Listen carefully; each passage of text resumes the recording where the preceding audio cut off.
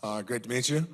Yes, so SaaScend, we are an outsourced RevOps consultancy, really advising on the tech stack. And today, everyone's talking about all the processes between sales and marketing, strategies, you name it. I'm really talking about the different tools that go into that tech stack and how you leverage them and when to possibly invest in them based on your revenue channels and growth. Because it really breaks down into people, process, and data. And a lot of these platforms are the tools that you're going to be able to put in that tech stack to help them run more efficiently. And it's really how you're leveraging them, integrating them, and implementing them into your tech stack.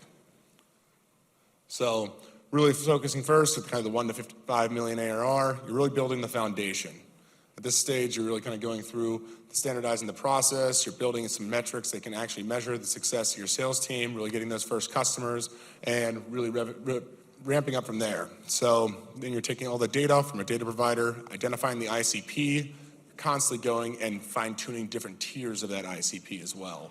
Understanding who are your true buyers and making sure that messaging is really resonating with that core ICP. Then you're hitting 5 to 10 million, you're starting to really look at sales efficiency. What are the tools and processes that can really reduce the amount of admin and let your individual sales reps run more deal cycles individually so that you can do more with less. You have 5 reps running 40 deal cycles versus 10 reps running 20 deal cycles because they're not trudging through the mud. There's a lot of processes that are flowing with data and automated. Then building your marketing engine, really starting to have that in and starting to realize what's resonating within the different marketing channels and then optimizing that lead flow. So I'll dive through all of these as we keep going through. And then later, going through 10 to 100 million, you're looking at different tools of sales enablement, revenue intelligence, deal rooms, you name it, that are helping your sales team sell bigger deals and faster close cycles. Really advancing that pipeline as well, because you're looking at what last piece we saw was MQLs to SQLs. You're really looking at that clean handoff of lead routing and that tight funnel. So sales doesn't hate marketing, marketing doesn't hate sales, and that only a certain level of qualified leads that have a certain level of engagement are actually getting through that funnel and they're having a successful first call. And then technology, do not invest in technology unless you've already built out the strategy and the use case around it. So a lot of times you're talking to all the peers here at these conferences, they're saying this platform is amazing, you have to have this platform. Well, based on their stage, it may be fantastic for them, but might be overkill for you. And then looking to make sure that you're kind of running that lean tech stack and there's not dead weight within the tech stack. So this is really on the journey of that first part. We're really looking at the emerging. So really it's coming down into building that CRM, building that sales funnel, that sales process, and really the tip of the spear is all data, as we know. So really feeding that data in and building out that customer ICP and who you're going to be targeting, and then fine-tuning that through many trials and errors as you're growing. Really, let's really focus on time. Time is the only thing, especially with a lean team, how you maximize your time to drive revenue, how you growing your deal volume and making sure that you're getting larger and larger within each account, increasing your win rates, so really understanding close loss, close won reasons, and getting those analytics to understand how you have a higher win rate and make a repeatable process for your top reps and new reps coming in, and then accelerating that funnel. How do you get that sales cycle down from 60 to 45 to 30 days when possible, depending on the size of the deal? Now, investing in your CRM, it's your go-to, it's your battleground, it's everything that you're doing. That's what every little tool and data is going to flow to. That's where you're going to live within a go-to-market operation. And so having that built out clean, having data processes around that so that the entire team knows how to run the functions, run through this, and to be able to move things through different stages of the deal cycle, that's going to be your first piece. Defining those processes within your own sales process for your company, your buyers, that's going to be the key to be able to have that predictability within your pipeline. And that when you're bringing on new employees, you can be measuring almost like Noah's Ark, 2 by 2, bring on 2 reps, one's really scaling up, the other one is it people or process? You're able to figure out who is the best culture fit within that role in your organization because you have that process defined. And then really identifying your TAM and being able to find those prospects that you want to get in front of, leveraging the data provider and feeding that clean into your CRM. So here it's instilling those good behaviors. It's not having that messy CRM, not having to ask about data, because you're in strategic conversations at your sales manager meetings, talking about individual deals of why you won, why you lost, curating the messaging towards different markets, not going and saying, hey, what's going on with this, going on with that, because the data and infrastructure is clean, set up, and you're not wasting sales management meetings on that. And then really, it's just efficiency. If you want to scale, you want to do more with less, you're not being able to get waves of funding coming in, you're able to really scale and do more with that nimble team that you have. Second, you're going to start implementing more of a marketing automation. Could be a marketing hub, Pardot, you name it. Maybe get a sales enablement tool like an outreach or a sales loft. Get a contracting tool. That could be at probably either one of these stages. Manually doing proposals brings human error into it and slows down the deal cycle. And then really going into kind of lead routing. So you're bringing in a lean leader, chili pipe, or whatever it may be, to be automating that lead routing from the marketing MQLs qualified to the SQLs and getting on a call very, very quickly. There's not a bunch of follow-up and queues needed. It's all automated. And then down to a visible, getting first touch, last touch, and basic attribution going, so you're understanding what activities, more of this, less of that, and where you're spending your time and efforts to actually drive revenue. So investing the tools that maximize the sales time, really it's looking at where can we be more efficient. Always and forever. It's, if anybody's, who here is in sales right now? Okay, we got 1, 2, so 3, but really when you're looking at this, it's when you're done with 10 hours of calls, the last thing you want to be doing is manual data entry and have to get all of that in there so your team knows everything that's happened. So if there's other things that can be automated along the process to help you alleviate that amount of admin time, that's really, really focusing on leveraging these tools and the data. So 30% of the time, salespeople are actually selling.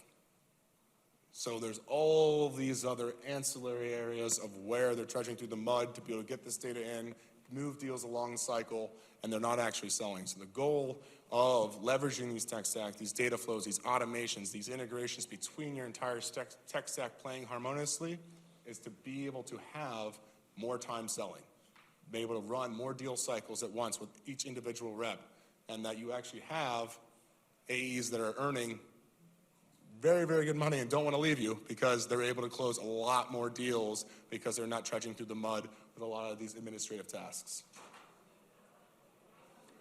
That is what it's about. It's contract management, sales engagement, calendar booking, lead routing, and forecast visualization. Your leadership needs to know that you are not, please don't bloat pipeline, that's what I call it. It's make sure there's real deals coming through. We know exactly the percentage of when they're going to hit, the timing of it. Things happen, sales cycles get delayed, it's fine. But having that actionability and that reliability of the predictable pipeline closing allows your leadership to make strategic decisions based on their expected booked revenue. And so that's really where this forecast visualization comes in. And basically you're building your marketing engine for the first time, you're doing email nurture campaigns, you're putting out content, you're a little bit lower on the ad spend, really from this 5 to 10, but you're really starting to ramp up that funnel of brand awareness and bringing in companies through the marketing funnel where it was a little bit more hand-to-hand combat in the sales from the 1 to 5. And then a little testimony on what they've done with the marketing automation and how they're able to get analytics so that when they're spending marketing dollars, they know, hey, we spent this on this avenue, but the return was not great. Let's take the next budget and put it into this area where we got a much higher return. So you're running marketing analytics on making sure you're getting the best out of your ad dollars, marketing dollars, and your marketing spend, and constantly running those analytics within your marketing team and your spend. And here, it's lead flow. So you have a very tight funnel, as I mentioned, on that marketing MQL, that level of engagement, making sure it's going through the funnel from marketing to sales, and that you're automating the lead routing process straight to the AEs who are eventually taking that true sales call of someone that is ready to evaluate and or buy. Looking at this, it's really how do you go in on analytics of the close loss reasons, close won reasons, and really understand how can we get our win rate. How can we make sure that we're winning more percentage of deals? If you're winning 1 out of 9 versus 1 out of 4, it's a whole different ball game on the frustration within the team, on how many at-bats that marketing's bringing in versus what's actually closing down the funnel. And so being able to run that where deals are getting stuck in your life cycle stages of your process is huge to be able to have that insights, those analytics, and that all comes from these flows, automations, and data structure. Now here, 10 to 100 million, you're really on the ramp. You're bringing in maybe potentially auto dialers if you're running SDR programs. You've got sales engagement tools like Dually or TextLine. You're maybe running ABM through a Sixth Sense or other tools. Got deal rooms that you're running, like Enable Us or Deal Hub. And then you're bringing in some customer success as well with a little bit more of a chatbot intercom. So you're really kind of having that fully baked go-to-market function on all three pillars of sales, marketing, and CS, and bringing those tools in to automate those processes and build out those teams around them. And so really when you have this structure and process built, you can do it much better on your hiring cycle, make sure that you're not over-hiring and then condensing, like we see a lot in our ecosystem. You're hiring systematically based on these processes that you've put in place and the tools within your tech stack that you're leveraging. Here, it's what will get them a little more deals and providing more greater intelligence. So you just saw Ebsta speak. You know, you're looking at revenue intelligence things. What are the key indicators of a buyer? What are the relationship things happening? What are the touch points? What are the analytics on deals that have closed won? And what are the analytics on deals that have closed lost? What are the similar trends? So we can sit there and understand what we need to be doing differently and what deals we should be focusing on that are more likely to close within this month, within this quarter, based on your sales cycle. And then invest in channels that are working. That's constantly doing marketing analytics on where is the marketing spend returning the most revenue, and making sure that you're not spending money on Facebook and Google ads that aren't working. You're going through different channel marketing, you're going through different analytics on that so you can really hone in on getting the most out of those dollars. And really it comes down to the data. So doing an ABM, you can be going at the personal level and targeting an individual at a company that's a decision maker, or you can be going by the account. And ABM is a really big strategy of going after that core ICP. And there's definitely different tiers of that ICP as you define it. So as you look through your customer base, the length of sales cycle, the size of the deal, who is that real sweet spot? And then there's outer layers of that sweet spot that still is a fit for your product or service, but you're really honing in on who do you want to be in front of, and you're spending the most advertising dollars, branding to get in front of those people. And then here, don't buy technology for the sake of technology. We talked about that a little bit beforehand, but really have an entire strategy built around why you are buying the piece of tech, how you're going to leverage it, the use cases within your company, and making sure, honestly, that if you put a few things together within your existing tech stack, that there's not a one-time use case that you could be doing with the other tools you already have. And that's when you're really staying lean, mean, and focusing on leveraging each tool fully before investing in something that maybe only has a small use case that you don't truly need now. It might be a few quarters away. So plan for how it'll be used, align it with your processes, consider how it integrates. So how well does that tool play with the rest of your tech stack? How easy is it to leverage your existing data to funnel in? If it's not that easy and it's going to be a heavier lift, that's a conversation to be had on the power of the tool and the heavier the lift to integrate it into your system. And then looking at the business impact. Based on the cost of the tool, what is this going to do to accelerate revenue? What's the payback period on investing in the tool? What's the ROI? That's always going to be in questions from your lender, your investors, your teammates. That's really got to be thinking about before you invest in these tools to be able to kick it off. And you're talking about the whole sales and marketing team collectively on how both of them could potentially leverage the tool, or how one function is going to lead into the other.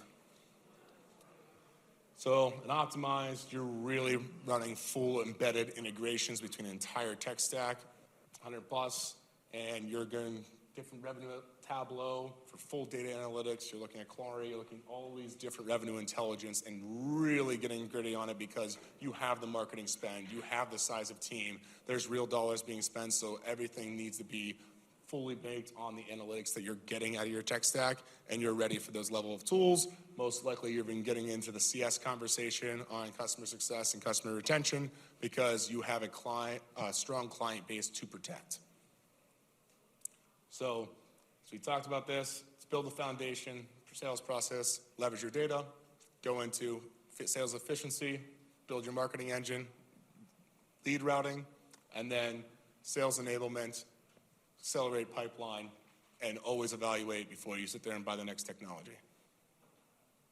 So have all of these resources, happy to do this. As we really talk about, it's climbing the go-to-market operations mountain. So there's fully multi-touch attribution on big marketing spend that most do not need at this point. And it's really kind of trying to systematically go from peak to peak and not trying to buy systems that are either ahead of the curve or not being behind, where you should be investing a little bit earlier so that your team can run faster. So with that, love to open it up for a little bit of Q&A on this and answer any questions on kind of how these build in the processes of the tech stack. I just have a quick question. For like, if you have a SaaS company doing like a smaller end product, like $99 a month, how does like sales kind of like even hiring a salesperson, that's really such a low end? So particularly with that, you're looking at the ACV, right? We focus on mainly B2B SaaS. That is our expertise. So it is still B2B. It may be per seat. It may be the lower cost. So maybe you're going more on the marketing funnel than the sales funnel. Or maybe you have more marketing SDRs because it's a quick sales cycle, lower buy, more than a larger investment into a software. Then it really depends on your individual business, your price point, and your customer base. Anyone else?